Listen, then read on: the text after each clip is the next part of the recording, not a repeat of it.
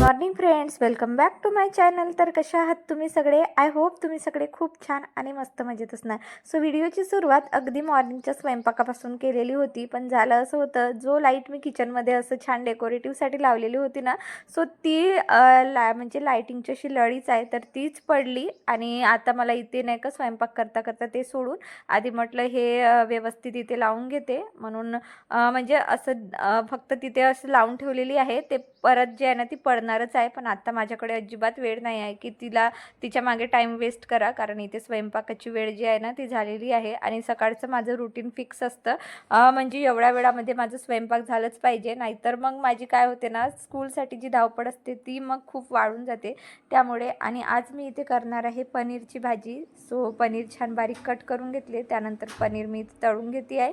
आणि म्हणजे पनीर तळण्याची ना एक टिप्स देते, तव्यावर किंवा खूप कमी तेलामध्ये पनीर जर आपण तळायला घेतलं ना, तर ते मग खूप उशीर लागते, त्यामध्ये भरपूर टाईम जात असतो. म्हणून मी एका पातेलीमध्ये ना जास्तचं तेल घेतलेलं आहे आणि एकामध्ये म्हणजे मला 2 याच्यामध्ये माझं पनीर तळून झालं पाहिजे असं मी ते तेल जे आहे ते घेतलेलं आहे. त्यानंतर एका छोट्याशा पातेलीमध्ये ना मी पाणी ठेवलेलं आहे, थंड पाणी.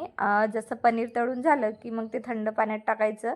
आणि खरं सांगू तर याची म्हणजे भाजी ना खूप छान होते, म्हणजे पनीर एकदम असं सॉफ्ट होऊन जाते. नाहीतर प्रत्येक वेळा काय होते ना, जसं आपण भाजी करतो तर पनीर जे आहे ना खूप हार्ड होऊन जात असते. त्यानंतर मी आज करणार होती मटर पनीर, त्यासाठी मटर लागणार होते, म्हणून मी इथे बाजूला जे आहे ना मटर उकळायला ठेवले.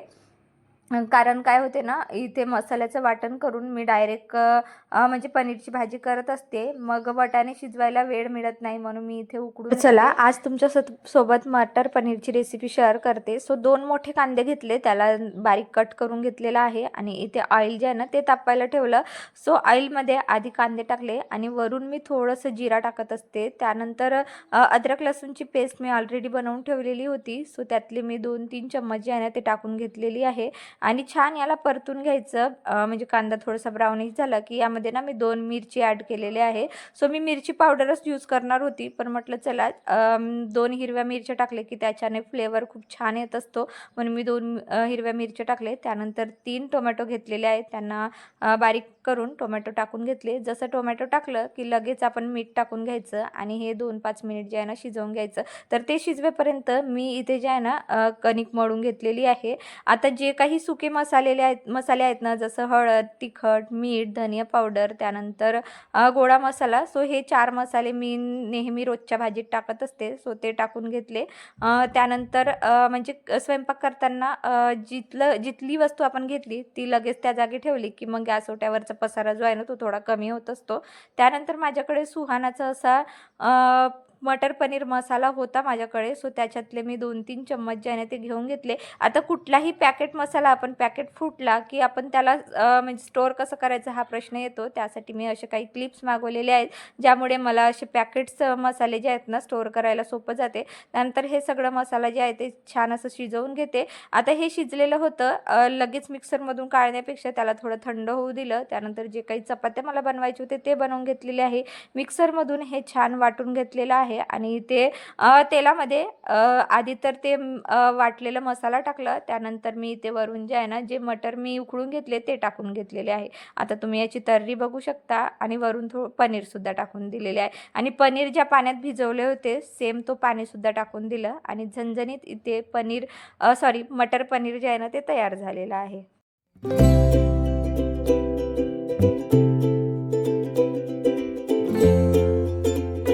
गंमत अशी झाली होती, जशी मी पनीरची भाजी बनवून घेतली तसं 8:15 वाजता मला म्हणजे चुवेदूच्या बसवाल्या काकांचं जे आहे ना मिस कॉल आला आणि आमची एवढी धावपळ उडाली होती की मी सगळं जसंच्या तसं टाकून जे आहे ना आमची एवढी पळापळ झाली की चला चला बस आली. पण त्यांच्या हाताने तो चुकून मिस कॉल मला आला होता आणि ज्यामुळे आमची इतकी जास्त धावपळ झाली की काय सांगू तुम्हाला. म्हणजे धावपळीमध्ये मी चिवचे केससुद्धा करून दिले नाही. सो त्यांना लगेच मी पोहोचवून आली. त्यानंतर तिथे खूप वेळ वाट बघितल्यानंतर कळलं की त्यांच्या हाताने चुकून लागलं होतं आणि मग 10 मिनिट आम्हाला तिथे वेट करावं लागलं.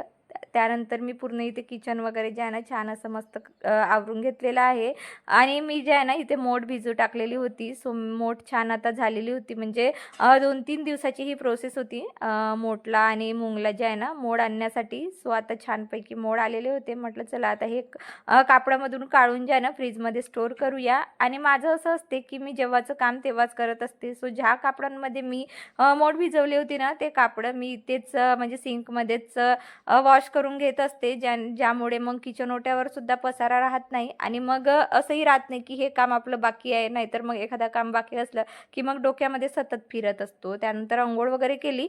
मशीन लावायला आली होती. सो मशीन लावली पण माहिती नाही ती मशीन काही सुरूच नव्हती होत आणि मी म्हणजे 10 वेळा माझं असं सुरू होतं की बोर्डची बटन सुरू आहे की नाही, लाईन आहे की नाही. मी म्हणजे माझे खूप प्रयत्न चालू होते आणि कळतच नव्हतं की नेमकं या मशीनला झालं काय आहे. सो मग झालं असं होतं की म्हणजे मी इकडून तिकडून फिरवून बघितली की खूप एरर दाखवत होता आणि त्याचं सायरन वाजत होता आणि नंतर लगेच लक्षात आलं की मी जो आहे ना मशीनचा डोरच लावलेला नव्हता. सो असं पण होते कधी कधी. म्हणजे जर मशीनचा डोर व्यवस्थित लागला नाही तर मग ती मशीनना वारंवार सायरन देत असते, ती सुरू होणारच नाही. सो हे काही म्हणजे अशा छोट्या छोट्या गोष्टी असतात जे एका गृहिणीला माहीत असायलाच हवं.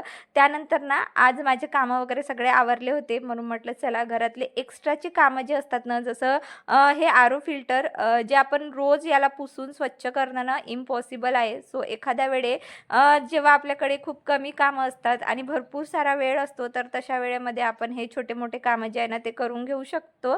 सो मी हे फिल्टर जे आहे ना त्याला आधी तर एका स्क्रबरनी घसून काढलं आणि त्यानंतर हा असा मायक्रोसॉफ्ट फायबर क्लॉथ्स आहे याने पुसून काढलं ना तर मग व्यवस्थित पुसल्या जाते आणि अगदी क्लीन होऊन जात असतो. कारण आपण जेव्हा अदर काही कापड यूज करतो ना त्यावेळी काय होते ना तिथेच म्हणजे डस्ट फिरत असते. सो डस्ट पूर्णपणे निघत नाही. म्हणून ना मी तुम्हाला एक टिप्स देते की असं मायक्रोसॉफ्ट फायबर क्लॉथ जे आहे ना ते किचनमध्ये नक्कीच असायलाच हवं. त्यासाठी तुम्ही ऑनलाईनसुद्धा मागवू शकता. मी डीमार्टमधून सुद्धा म्हणजे डीमार्टमध्ये सुद्धा मिळतात. मी डीमार्टमधून आणलेलं होतं. त्यानंतर हा जो आहे ना थर्माकॉलचा बॉक्स आहे त्याला मी इथे वर म्हणजे खूप काही अशी धूळ वगैरे म्हणजे वर जाऊन साचते ना तर ते आरोचा वरचा भाग खराब नको व्हायला म्हणून मी त्याला ॲज इट इज त्याला थोडंसं क्लीन केलं आणि ते ठेवून दिलं. त्यानंतर एका पातेलीमध्ये इथे मी गरम पाणी घेतलेलं आहे आणि त्यामध्ये थोडंसं विम जेल लिक्विड टाकलं. आता हे फ्रीजसुद्धा मला क्लीन करायचं होतं बाहेरून, कारण आतून तर मी नेहमीच क्लीन करत असते. पण काय होते ना रोजच्या गडबडीमध्ये कधी आपण चपात्याचं कणिक किंवा चपात्या लाटता लाटता आपल्याला सांबार टाकायचं असतं भाजीमध्ये. सो आता सांबार म्हणजे काय हे मी तुम्हाला नक्की सांगते, कारण मी विदर्भातली आहे त्यामुळे छोट्या छोट्या शब्दांमध्ये फरक पडू शकतो. सो आमच्याकडे कोथिंबीरला सांबार म्हणतात. सो कोथिंबीर वगैरे काढायची असते तर त्यामुळे ना तिथे खूप म्हणजे असं चिकट हात लागले असतात म्हणून मग मी ते असे क्लीन करून घेत असते. आणि नेहमी किचन आपलं असं स्वच्छ क्लीन ठेवण्यासाठी ना किचनमधल्या वस्तूसुद्धा कधी अधेमध्ये ना असं पुसून काढलं की मग बरं पडते. सो तांदूळ स्टोअर करण्यासाठी ना माझ्याकडे असा मोठा ड्राम आहे. यामध्ये एक म्हणजे 50-60 किलो तरी म्हणजे तांदूळ यामध्ये येऊन जातात. सो मी तिथे स्टोअर करत असते. त्यासोबतच मी प्रत्येक वेळी तो भांडा रिकामा होईपर्यंत ना त्याच्यावर प्रचंड धूळ चिकट असं झालेला असतो. मग तेवढा भांडा रिकामा करा म्हणून मग बेस्ट आयडिया ना असं गरम पाण्यामध्ये एखादं कापड असं छान पिळून घ्यायचं आणि पूर्ण ते भांडे आपण पुसून घेऊ शकतो. त्यानंतर वॉशरूम आणि टॉयलेटचं डोअर बरेचदा लहान मुलं घरात असले की मग वारंवार वॉशरूमला जातात, बाथरूमला जातात आणि त्यांचे पण हातं कधी जेवण केल्याबरोबर जातात तर कधी हाताने खेळून वगैरे आले की डायरेक्ट डोरला असे हातं लावतात. त्यामुळे ना डोरला असे थोडेसे काळे डाग झालेले असतात. सो आपण रेंटेड घरी जरी असलो तरी मग आपलं घर स्वच्छ ठेवण्यासाठी ना या छोट्या छोट्या सवयी जर आपण केल्या तर मग बरं पडते. सो एक मी लहान मुलांचा जो नॅपकिन असतो ना रुमाल तर तोच घेतलेला आहे आणि हा लिक्विड स्प्रे आहे जो मी अगदी घरच्या घरीच तयार केलेला आहे. मी कुठलंच म्हणजे लिक्विड सोल्युशन वगैरे माझ्या घरात सध्या तरी यूज करत नाही. आता इन फ्युचरमध्ये बघूयात, पण सध्या याच्याने माझं काम होऊन जातं. सो इथे ना मी दोन्ही डोरला असं मारून घेतलं. त्यानंतर या छोट्याशा रुमालीनं जे आहे ना मी छान असं पुसून घेते. म्हणजे काय होते ना म्हणजे महिन्यातून किंवा आठवड्यातून जरी आपण हे एकदा जरी केलं ना तरी मग आठवडाभर महिनाभर हे छान स्वच्छ दिसते. म्हणजे पुन्हा म्हणजे मुलांच्या हात लागेपर्यंत तोपर्यंत तरी आपलं घर असं छान व्यवस्थित स्वच्छ सुंदर राहत असतो.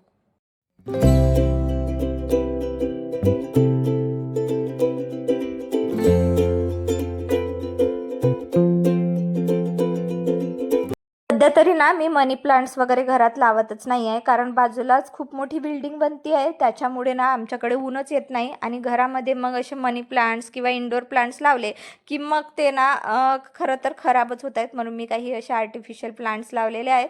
सो त्यांवरही ना आर्टिफिशियल प्लांट्स जरी आपण लावलं तरी त्यावर इतकी धूळ बसते ना की काय सांगू तुम्हाला.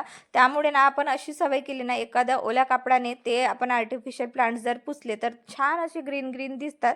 आणि इथं होत असं होतं, मी 10 वेळा जे आहे ना माझा ट्रायपॉड म्हणजे लावत होती, पण तो ट्रायपॉड मी तुम्हाला सांगितलंच होतं की माझं ट्रायपॉड पूर्णपणे तुटलेलं आहे. त्याचे भरपूर ऑपरेशन झाले आहेत आणि तरी मी जुगाड करून त्यालाच यूज करते आहे. आणि त्याच्या मागे ना खूप स्ट्रगल आहे. म्हणजे रोजचे व्हिडिओ म्हणजे रोजचे शॉर्ट आणि हे डेली व्लॉग्स म्हणजे शूट करणं ना आता तर मला इतकं संताप आलेला आहे ना की काय सांगू तुम्हाला. म्हणजे मी आजच हे जेव्हा म्हणजे माझ्यासोबत 2-3दा घडलं आणि एक ते 2 वेळा माझा मोबाईल सुद्धा म्हणजे खाली पडला आणि मला इतका वैताग येत होता ना, म्हणून मग मी काय केलं 2-5 मिनिट काढून एक चांगला असा ट्रायपॉड मी मागवून घेतलेला आहे.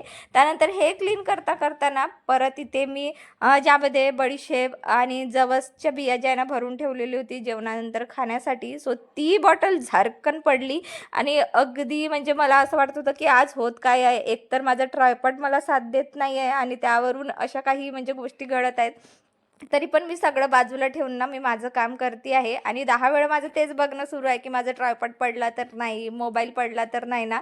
सो आता मी त्याला चांगलं सेट करून आलेली आहे. आता बघूया तो मला किती काय आणि कसं शूट करू देते. सो अलमारी काय होते ना, आपण म्हणजे अलमारी तर म्हणजे अंदरून तर मस्त असं वॉर्डरोब ऑर्गनाईज करतो, कपडे ऑर्गनाईज करतो, पण बाहेरून त्याला पुसायचे विसरून जातो. आणि ते करणं खरंच खूप गरजेचं आहे. कारण काय होते ना, आजूबाजूला धूळ असते किंवा घरात झाडू लावताना काही धूळ अलमारीवर जाऊन बसते आणि मग असं आपण जे आहे ना अधेमध्ये पुसत राहिलं तर मग बरं पडते. त्यानंतर ड्रेसिंग टेबल मी इथे क्लीन करायला घेतलेला आहे. सो ड्रेसिंग टेबलवर जे काही पावडर, तेल, लोशन, मॉइश्चरायझर या सगळ्या ज्या बॉटली असतात ना त्या इकडे तिकडे होऊन जातात आणि मग खूप पसारा दिसते. त्यामुळे मी असे 2 बॉक्सेस तयार केलेले आहेत घरीच अगदी कार्डबोर्डपासून आणि त्यांना छान असं कव्हरअप करून जे आहे ना मी इथे छान डेकोरेट केलेले आहे, जेणेकरून मग तेवढा एरिया जो आहे ना त्याचा लुक चांगला दिसत असतो. त्यानंतर हा वरच्या कप्प्यामध्ये ना शक्यतो लाईट बिल वगैरे चिवचे पप्पा तिथे ठेवत असतात. मग त्याचं काम झालं की मी प्रॉपर त्याला त्याच्या जागेवर ठेवते आणि अशा पद्धतीने माझं घर नेहमी स्वच्छ, सुंदर आणि नीटनेटकं राहत असतं.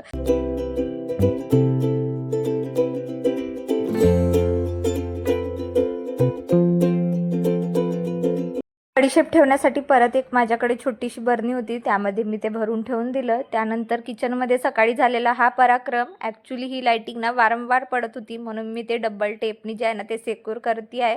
कारण माझ्या व्हिडिओसाठी ना हा पार्ट खूप महत्त्वाचा आहे. कारण शक्यतो व्हिडिओ मी इथे जास्त शूट करते आणि माझ्याकडे शक्यतो म्हणजे बाजूला बिल्डिंग असल्यामुळे ना लाईट खूप म्हणजे बाहेरचा जो लाईट आहे ना तो खूप कमी येत असते. त्यामुळे मी असे काही लाईटिंग घरामध्ये लावलेले आहे. सो असं होतं माझं आजचं काहीसं रुटीन. तुम्हाला कसं वाटलं आजचा व्हिडिओ मला कमेंटमध्ये सांगायला विसरू नका. अशा प्रकारची व्हिडिओ बघायला आवडत असतील तर चॅनलला लाईक, शेअर, सबस्क्राईब नक्की करा. चला मग आपण भेटूया पुढच्या व्लॉगमध्ये. तोपर्यंत स्वतःची काळजी घ्या. So bye friends, have a good day.